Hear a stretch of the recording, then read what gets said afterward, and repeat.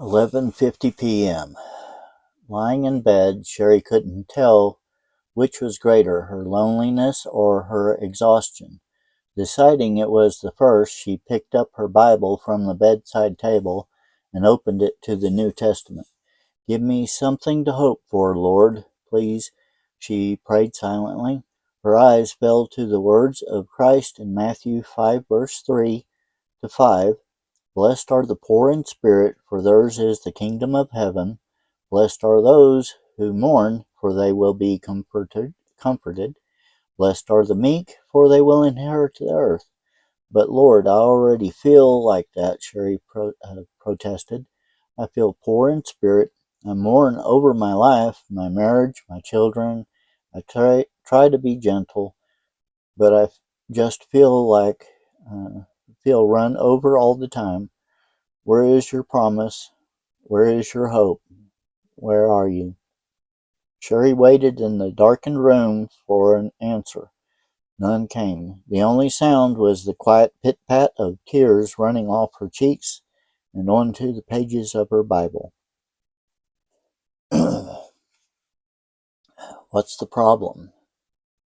Sherry tries to live her life the right way.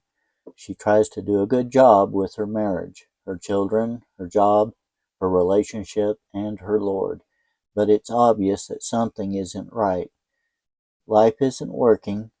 Sherry is in deep spiritual and emotional pain. We can probably all identify with Sherry's dilemma: her isolation, her helplessness, her confusion, her guilt, and above all, the sense that her life is out of control. Look closely at Sherry's circumstances. Parts of Sherry's life may be remarkably similar to your own. Understanding her struggle may shed light on yours. You can immediately see a few answers that don't work for Sherry. First, trying harder isn't working. Sherry expends lots of energy trying to have a successful and meaningful life. She isn't lazy. Second, being nice out of fear isn't working.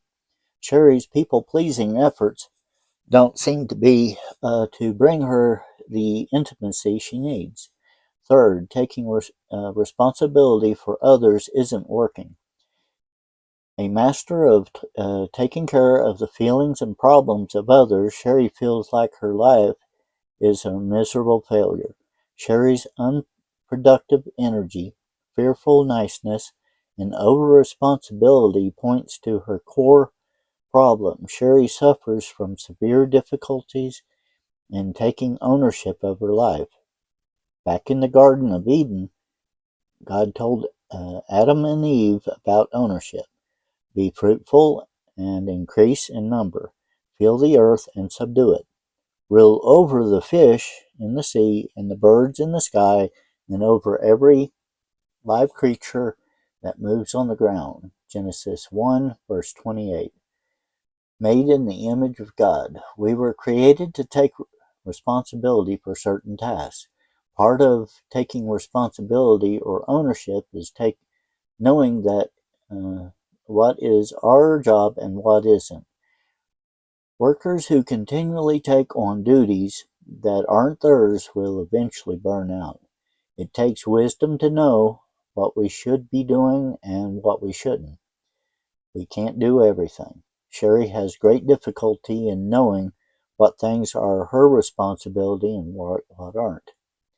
In her desire to do the right thing or to avoid conflict, she ends up taking on problems that God never intended her to take on. Her mother's chronic loneliness, her boss's irresponsibility, her friends' unending crises, her church leader's guilt-ridden message of self-sacrifice, and her husband's immaturity.